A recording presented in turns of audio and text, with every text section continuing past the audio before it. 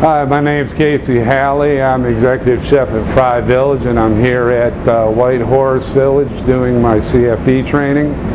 And today I'm going to do a little demonstration on how to prepare a rack of lamb with an herb crust, and then do it in a family style manner. So as the holidays approach, it'll be something you might be able to think about doing for your family. The beginning of it is you take a little Dijon, regular Dijon prepared mustard, and you brush the whole lamb, whole loin of lamb. Usually you can get these right here at White Horse in the cafe. Chef Joe keeps them available. Or if you were to go to a butcher shop, you can get them Frenched and ready to roll for you. So now we have our coating of Dijon mustard. I at home always keep a little bit of white pepper and kosher salt. I use kosher salt because it's more forgiving. Like they say, when you're seasoning things, you can always put more in, but you can never take it out. Anyway, so we hit it with a little salt and pepper. Now we're going to hit it with a fresh breadcrumb. You can also use dried breadcrumbs if that's what you have around. And you pat it down, get a nice coating on the lamb. And in the meantime, I have my pan heating up behind me. Now that I've had my breadcrumbs patted down, I take my herb butter. It's just softened butter mixed with, this is mixed with rosemary, thyme, and parsley. And you kind of flatten it out in your hand and layer it over the lamb.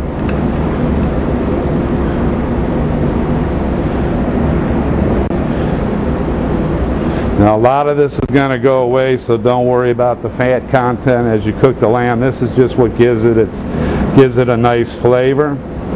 And then we're going to be coating this one more time with breadcrumbs before we sear it in a pan and put it in the oven.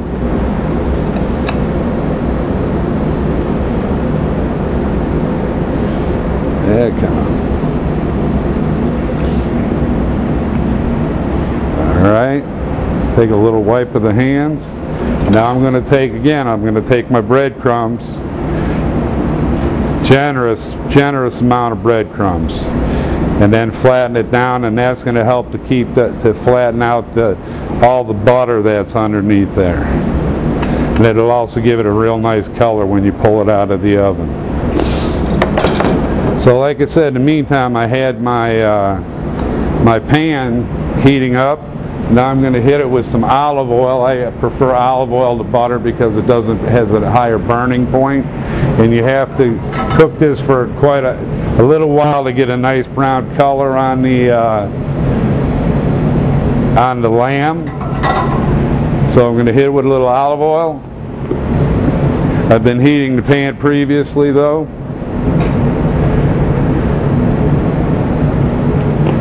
In the same way, you want to make sure the pan is coated. And how I usually test oil, especially when I'm doing this, is I'll take just a little bit of my butter and see how quickly it melts for me. It gives me a little sizzle. When you hear that sizzle, you're ready to go into the pan. Now you want to be careful because this warm, hot oil can really jump up on you. So I usually use a pair of tongs and gently lay it down into the pan, and you're going to let it sear like that for quite a while, for roughly 5 minutes. We'll flip it, get a nice golden brown on the other side for another 2 or 3 minutes, and then we'll be putting it into the oven. All right, as you see, we've got a nice brown sear on the bread and herb butter coating, and now we're ready to throw it into the oven. We have an oven preheated at 350 degrees, and we're going to take it and put it in the oven for anywhere from 25 to 35 minutes, depending on how you like your lamb cooked. All right, as I'm waiting for my lamb to cook, we're going to cook a little bouquetiere of vegetables that I prepared to go with the meal. As I said, I'm doing this family style. But with my vegetables, I like a little butter, so I have a little preheated pan. I'm going to use a little bit of olive oil, but we're also using butter, and the olive oil just helps to keep the butter from burning while you're sauteing. In here I have zucchini, potatoes, and carrots. They've all been cooked. You can par cook them in water. We use a steamer here at Whitehorse, but you can par cook them in water. And again, I'll be using my white pepper and salt mix on them. And also, down the line, I have some broccoli, breaded broccoli frying up to go on this platter with it. So all we're going to do is add all these, because they've all been pre-cooked. I'm going to add a little bit of salt and pepper.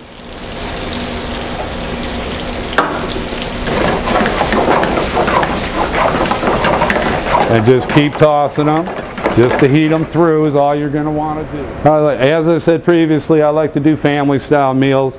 So what I have here is a puree of rutabaga that I've mashed with butter, salt, pepper, and I'm going to pipe it onto my thing. Sometimes that happens with plastic bags, but so we'll try this again. And I'm just going to pipe it on each corner. Rack of lamb will usually feed 4 people, 5 if you're light eaters. Alright, so with that, then I'm going to take my saute of vegetables that I've done, which, like I said before, I have potatoes, zucchinis, carrots, and I have enough here for 4. Nice butter, nice seasoning. We'll just put them around the platter, make a nice arrangement. Of course, here we've got the rack of lamb. I'm going to pull that off. I put it right in the center of the platter. I'll be cutting this right at the table in front of my guests, my friends, or my family, whoever it may be that will be coming over. And then I'll top it off with my fried cauliflower. And the best thing to serve with lamb, to me, is mint jelly. But you could make mint sauce. There are pre-mades actually out there. If you wanted to go to the store and buy it, they have sauces made that you can pre-buy and make. And here's your rack of lamb family style with bouquetiere vegetables.